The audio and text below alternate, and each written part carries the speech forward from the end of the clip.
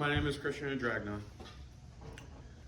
By show of hands in the classroom, who's experienced a lack in self-confidence before? As expected, most of you raise your hands, and that's not a bad thing. It's just the way life is sometimes. Now, again, by show of hands, how many of you know what low self-esteem is? Okay, more than I expected. All right. So, low self-esteem is defined as a negative evaluation of self and has been shown to play a significant role in development of depression.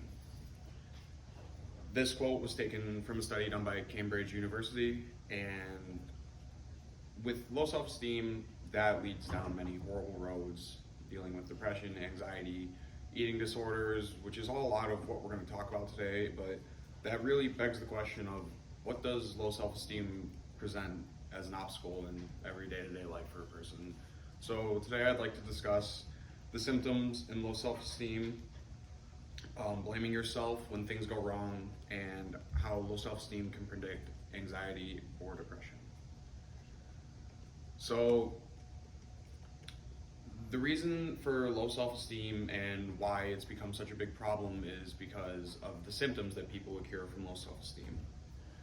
Depressive disorders, eating disorders, anxiety disorder, and alcohol and drug abuse show issues in low self-esteem. This quote was taken by Sage Journals, which has been studying the characteristics of low self-esteem for a very long time. And the interesting thing about these symptoms is these symptoms are cures for people dealing with low self-esteem.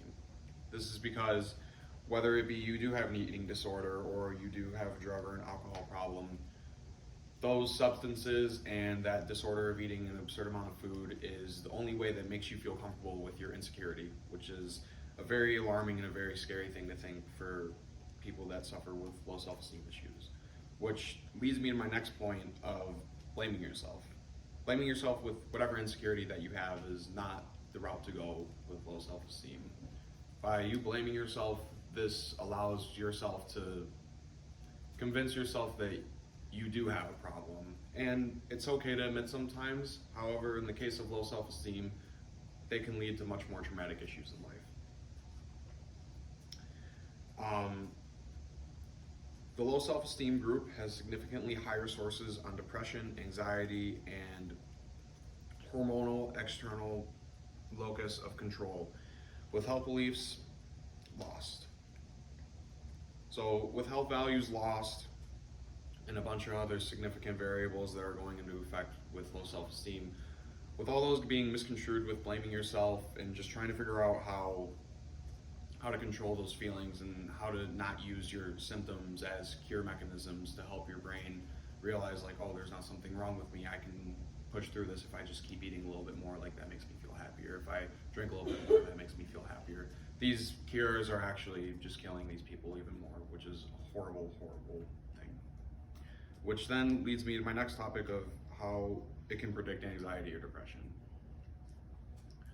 So when it comes to anxiety and depression, it's a very delicate subject to talk about, especially dealing with low self-esteem, because we know that low self-esteem is basically the foundation for these feelings of depression, anxiety, and suicidal thoughts even.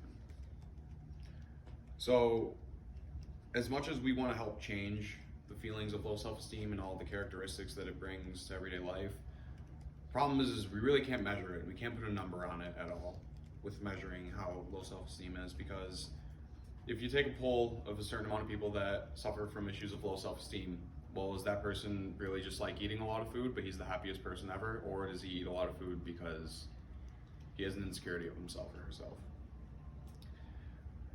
A study shows the relationship between family characteristics and early childhood self-esteem, hopelessness, and thoughts of self-harm happen from ages 18 to 21. This quote was taken from the Abnormal Child Psychology. And if I'm right, 18 to 21 is just about everyone in this room right here. It's about the age range. So low self-esteem really affects us predominantly in our adolescence, especially the individuals in this classroom even.